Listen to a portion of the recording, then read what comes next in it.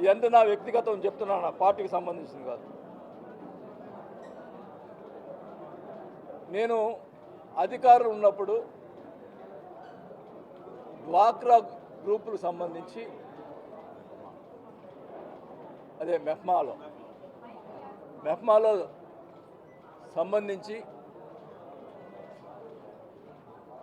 అవినీతి జరిగింది. 100 కోట్లు దాదాపు తినేశారు. మా అబ్బాయి దాంట్లో ఇన్వాల్వ్మెంట్ ఉందని చెప్పి రకరకాలుగా ప్రచారం పెట్టి మొదలుపెట్టి పేపర్లు రాయించి ఇవన్నీ కూడా చేశారు. ఒక నేను ఒకరు గుర్తుపెట్టుకోండి, ఒక వాళ్ళు లోన్లు తీసుకునే పేదవాళ్ళ డబ్బులు మేము తీసుకుంటే అంతకంటే దౌర్భాగ్యం ఇంకేది లేదు. ఎవరైనా పురుగుబడి చస్తారు.